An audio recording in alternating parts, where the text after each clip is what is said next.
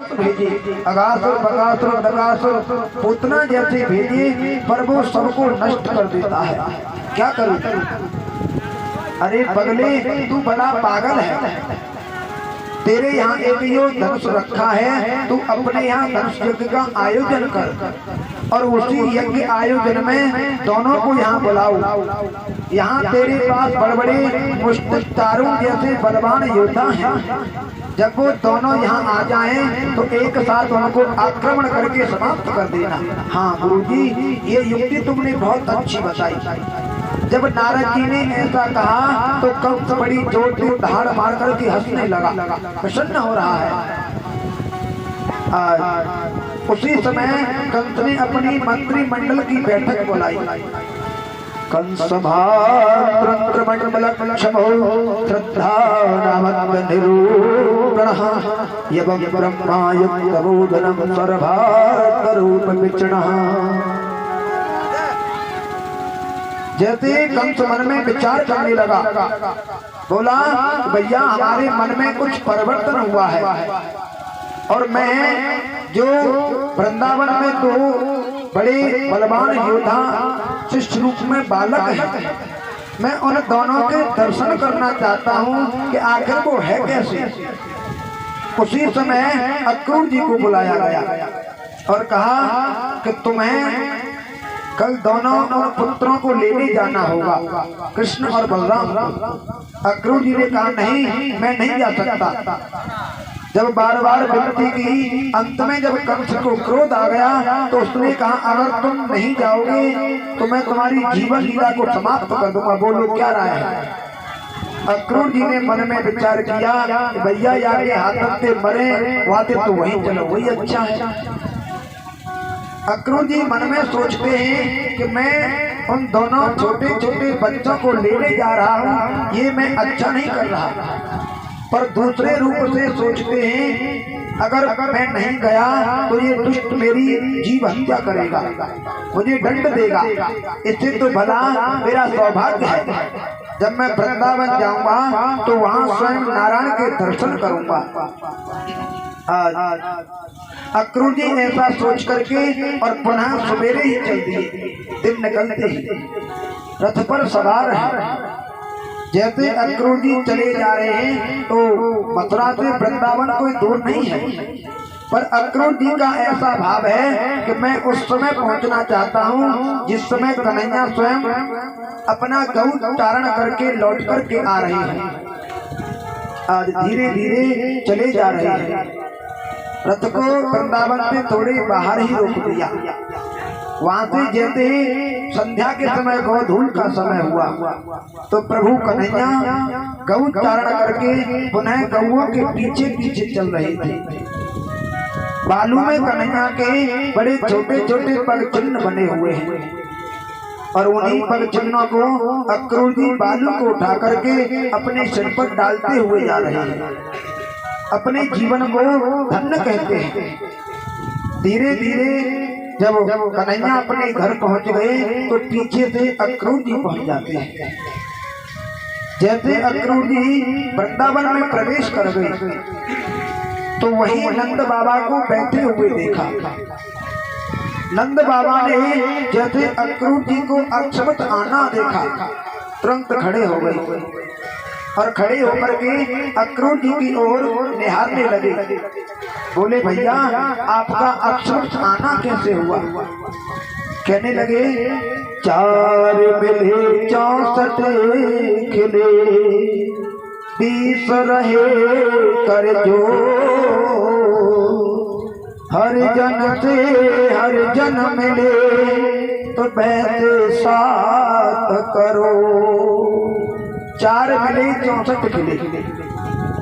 जब दोनों भाई आपस में मिले तो दोनों की भुजा 64 खिले, दोनों के 32 दांत खिले थे। 4 मिले 64 खिले 20 रहे कर जो, दोनों के हाथों की उंगली 20 हो गई और हरिजन से हरिजन मिले पहते साथ करो। प्यारे, जो भगवान का भक्त होता है वो हरिजन कहलाता है। जब दोनों भगवान के भक्त आपस में मिले, दोनों का मिलन हुआ, तो दोनों के अंदर एक रूम थर्रा उठी। दोनों के शरीर में जो रूमा थे वो शरीर गदगद हो गया, पुलकित हो गया, बड़े आपस में भाव से मिल रहे हैं। आज नंद बाबा ने कुशल छल पूछा, अंदर महलों में ले गए,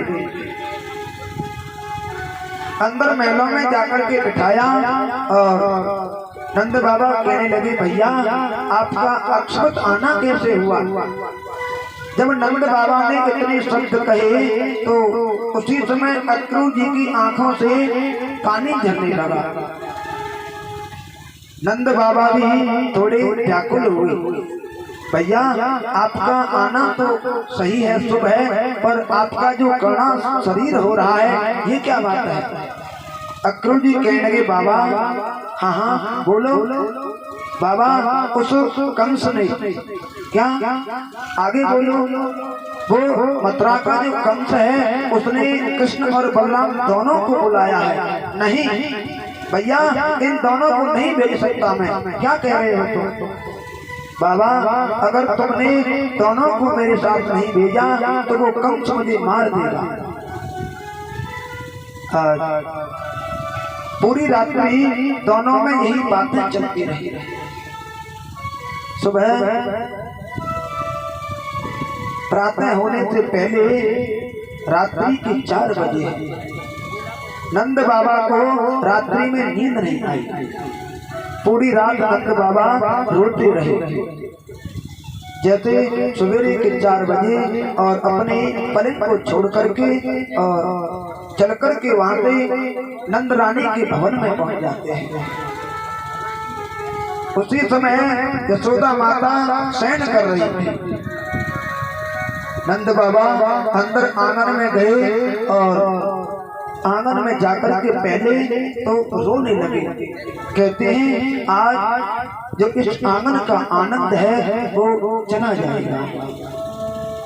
जैसे तैसे थोड़े आगे बढ़े, आगे बढ़ करके यशोदा के पास पहुंच जाते हैं। बोले यशोदा, ओ यशोदा।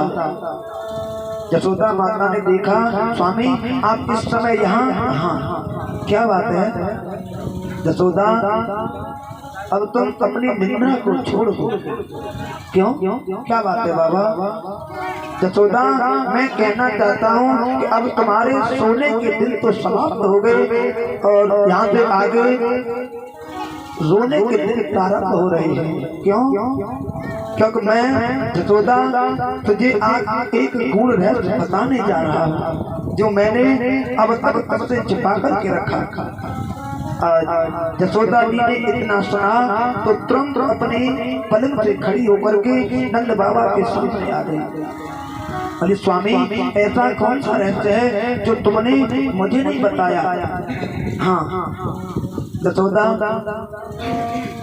एक समय था जिस समय तुम्हारे प्रसव पीड़ा हो रही थी और मैं उस समय बाहर बैठ करके और हरि के नाम की माला का जाप कर रहा था। हे यशोदा उसी समय मैं हरि की माला का जाप कर रहा था तो एक थोड़ा लंबा सा मनुष्य, इसके काली दाढ़ी, लंबे केश थे, आंखों में रुदन हो रहा था, उसका चेहरा मलिन हो रहा था और दौड़ता हुआ एक बच्चे को लेकर के आया और उस बच्चा को मेरी गोदी में डाल दिया। हे बाबा मेरे इस बेटा की रक्षा करो, रक्षा करो।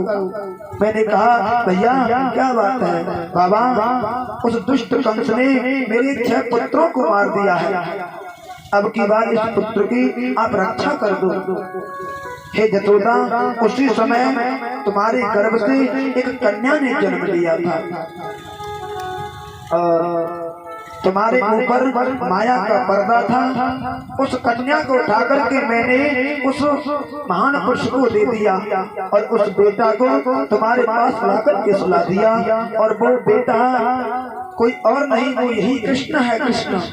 जैसे माँ यशोदा ने सुना, क्या ये कृष्ण मेरा लाला नहीं है? यशोदा ये तुम्हारा बेटा नहीं है। यशोदा माता बड़ी तेजी से रोने लगी।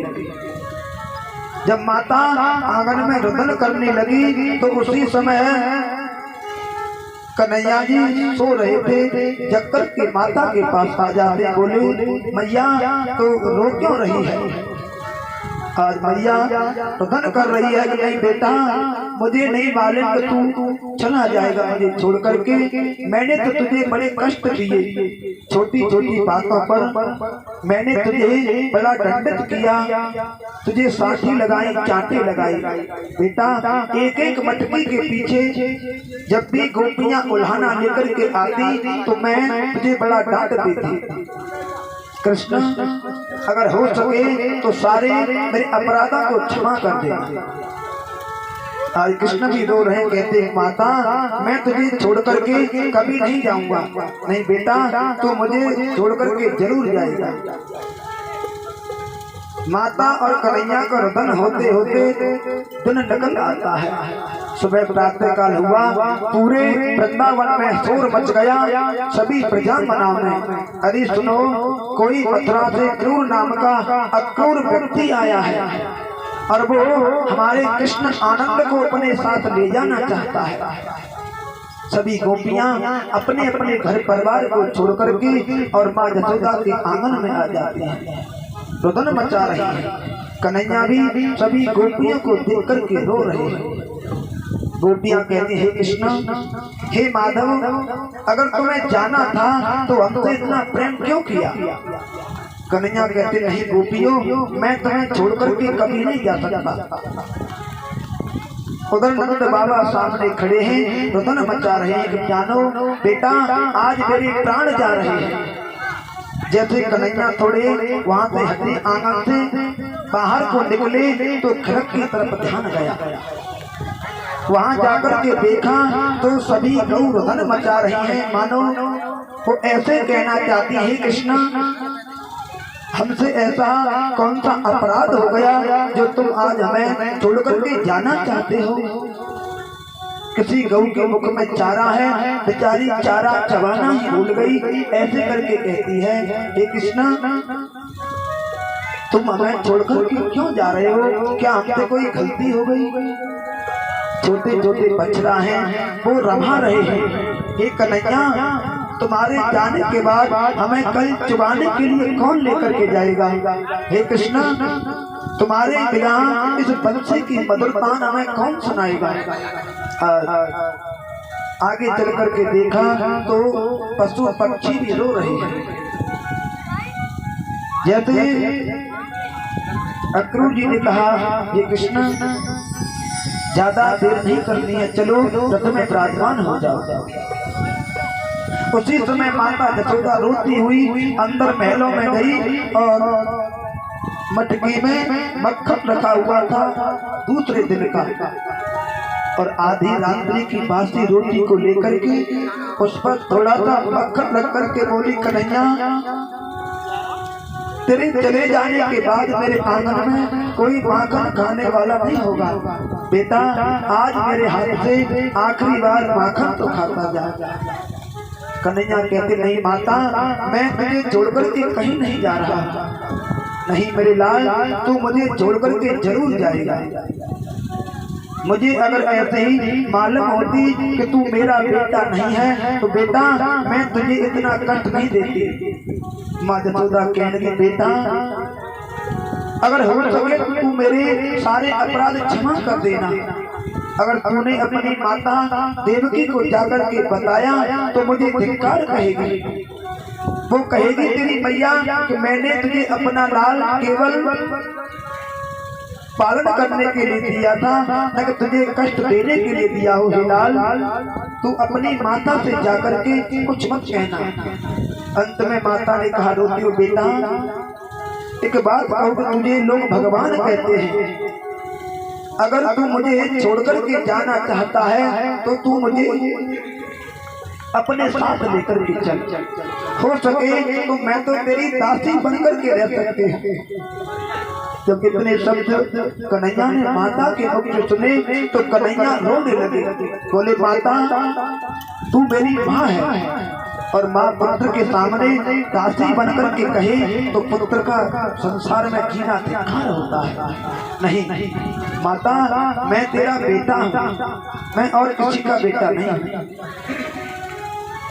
सभी गोपियां आंगन में रुदन कर रही हैं, उधर में कन्हैया भी रो रहे हैं। बलराम भी सामने आकर के खड़े हो जाते हैं।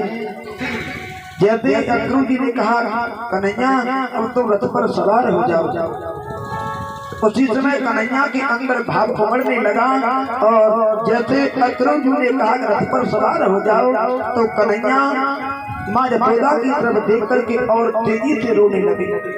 रथ पर तो मैं सवार हो जाऊंगा, पर मेरे जाने के बाद में इस यशोदा माता का क्या होगा। कन्हैया ने कहा माता, मैं छोड़कर के तुझे आज जा रहा हूँ, आखिरी बार तू मुझे अपने गले को लगा ले, क्योंकि रोज अपनी गोदी में बिठा करके और तू मुझे मक्खन खिलाती थी। कन्हैया कहने लगे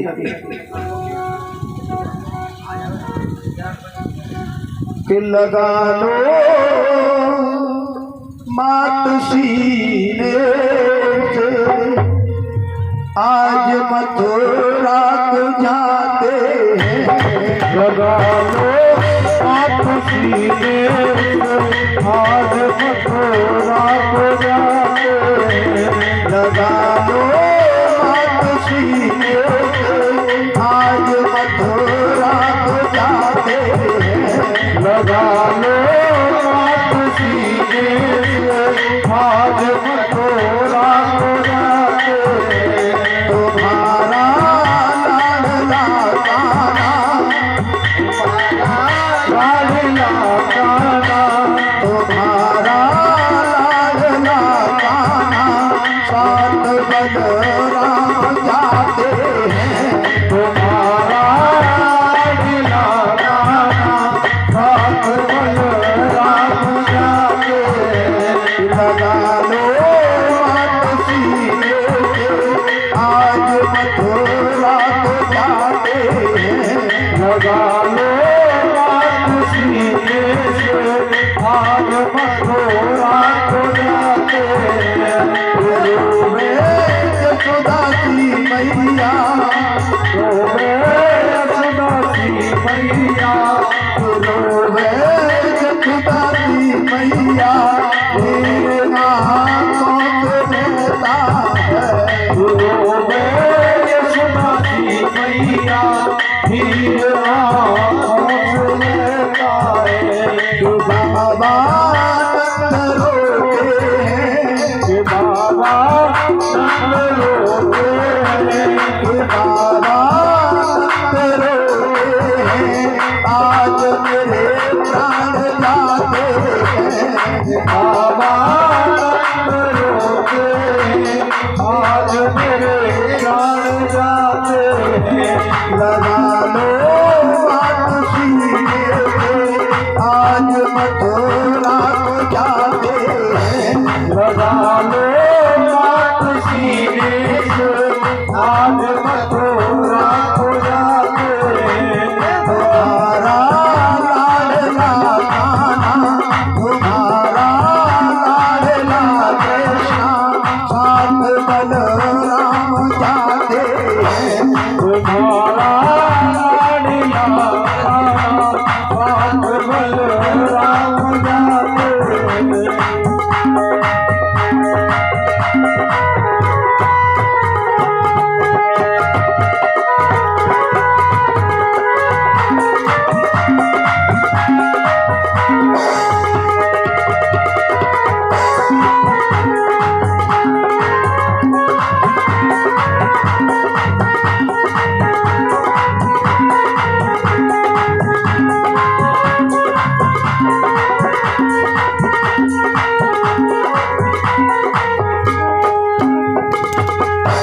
आज कन्हैया रो रहे, कहने लगे मैया,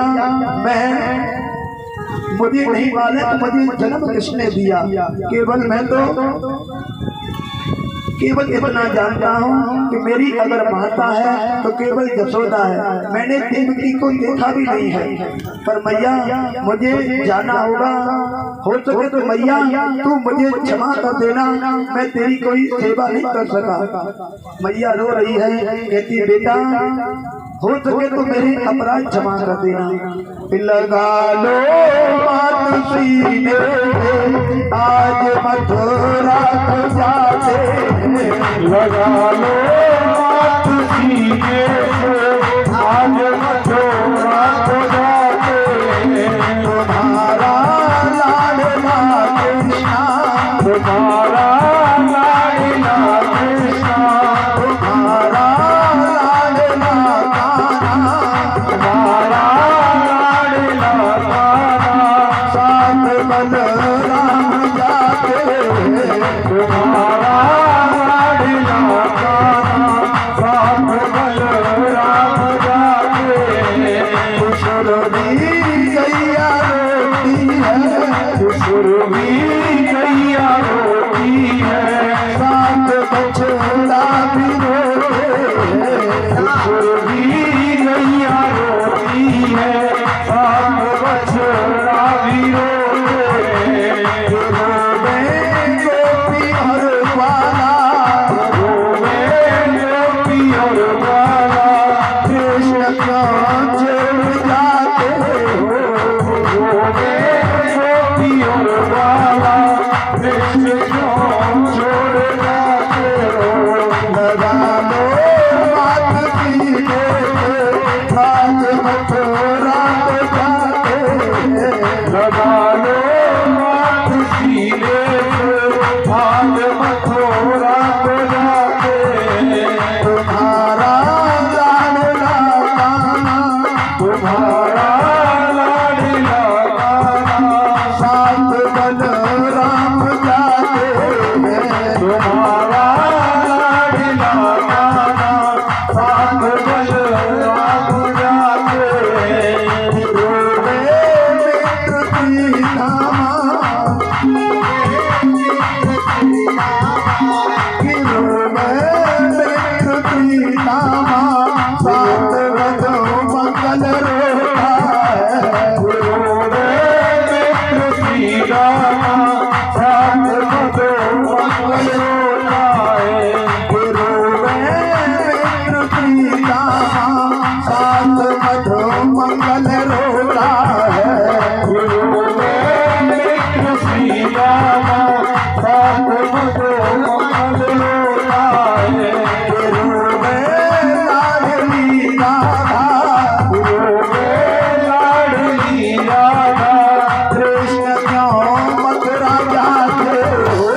रोवे लाडली राधा, कृष्ण क्यों मथुरा जाते हो। लगा लो बात सीने से, लगा लो बात सीने से आज मथुरा को जाते हैं। लगा लो बात सीने से आज मथुरा को जाते।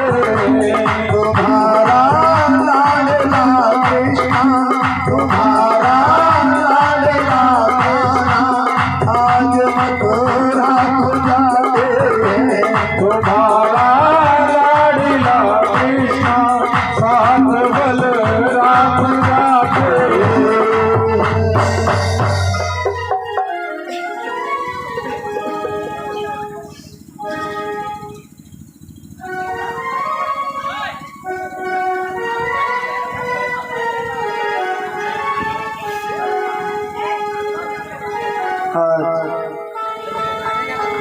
जैसे कन्हैया आंगन से निकल कर के बाहर आए तो खिड़क की तरफ ध्यान दिया, जैसे गौओं की तरफ देखने लगे कृष्ण तो सभी गौ रमा रही हैं, नेत्रों से पानी बह रहा है। कहती हैं हे कृष्ण ऐसा क्या अपराध हुआ जो तुम हमें बिसरा करके क्यों जाना चाहते हो। हे कृष्ण हे माधव कल हमें चारा चुगाने के लिए कौन लेकर के जाएगा? तुम क्या हमें छोड़ करके जाना चाहते हो? एक सुरभि नाम की गऊ है, वो रुदन मचा रही है, कहती है कृष्ण मेरा तो जीवन केवल आपके समर्पण है। मैं तो जो दूध देती हूँ वो केवल अपने कन्हैया के लिए देती हूँ। और वास्तविक कन्हैया जब दुग्ध पान करते थे तो केवल सुरभि गाय के दूध का पान करते थे। सबसे ज्यादा वो रुदन मचा रही है, सुरभि नाम की गौ रुदन कर रही है। हे कृष्ण अगर तुम चले जाओगे तो कल से मेरे दुग्ध का पान कौन करेगा? और आगे चले तो अभी ज्यादा दिन नहीं, छोटे छोटे बछड़े हैं, अभी बेचारे दुग्ध पीना भी नहीं जानते, बिल्कुल हाल के दूध मोह बच्चे हैं। वो छोटे छोटे बछड़े भी और रहा रहे हैं और आगे को जीव को निकाल करके और कन्हैया से कहते हैं, कहना चाहते हैं कृष्णा हमने जो यहाँ जन्म लिया वो तुम्हारे दर्शन के लिया, तुम्हारी जीवन लीला और अपने शिशु लीला प्राप्त करने को लिया। ये कन्हैया तुम हमें छोड़कर के क्यों जा रहे हो? क्या हमसे कोई अपराध हो गया? सभी गोपियां कह रही है कृष्णा अगर तुम्हें हमारे रहने से कोई दुख हो रहा हो तो आप इसी वृंदावन में रहो, हम वृंदावन छोड़कर के खुद चले जाएंगे, पर आप यहीं रहो, क्योंकि आपके बिना माता जसोदा का आंगन में कोई सहारा नहीं है। माता जसोदा तो बेचारी रो रो करके अंधी हो गई। नंद बाबा और थोड़े से ग्वाला तो बेचारे पहले ही चले गए। बाबा कहने लगे भैया मेरे तो शरीर से मानो प्राण निकल रहे हो, मैं यहाँ नहीं रह सकता।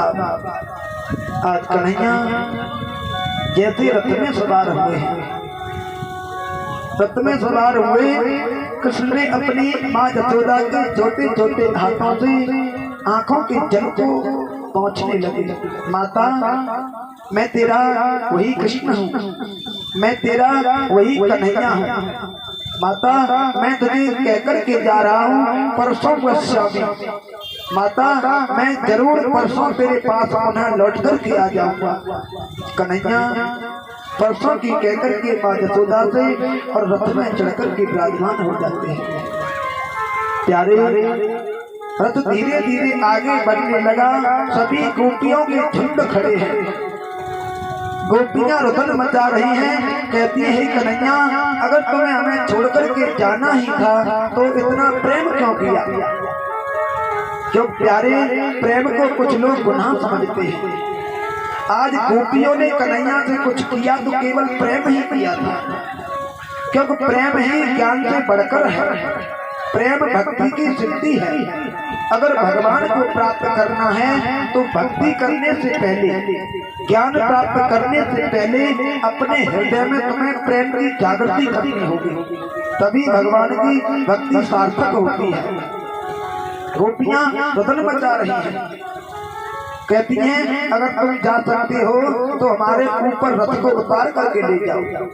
कन्हैया ने कहा गोपियों अगर मैं चाहे देवताओं के समान उम्र पाकर भी यहाँ रहूं तो भी तुम्हारे प्रेम से ऋण नहीं हो सकता। मैं संपूर्ण जीवन तुम्हारा ऋणी रहूंगा।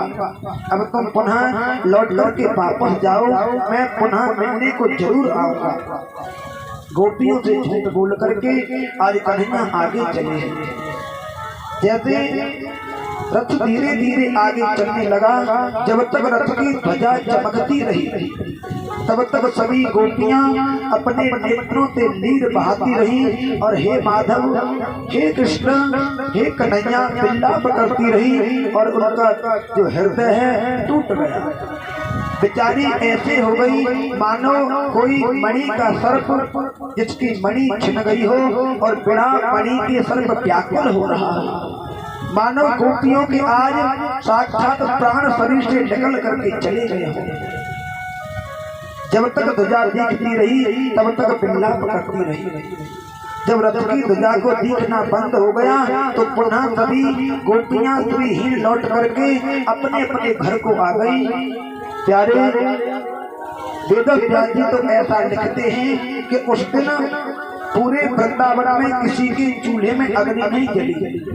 पूरे ब्रजवासी वृंदावनवासी सभी निराधार होकर के जो जहाँ जैसे पड़ा वहीं सो गया, मानो शरीर से प्राण निकल गए हैं।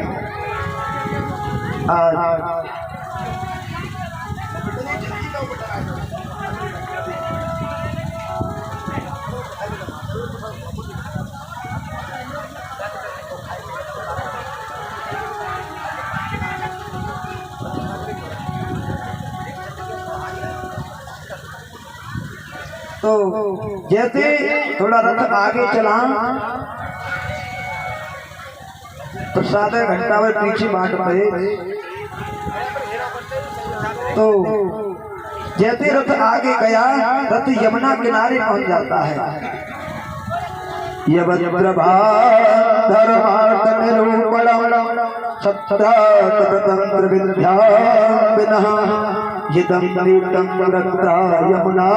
तटे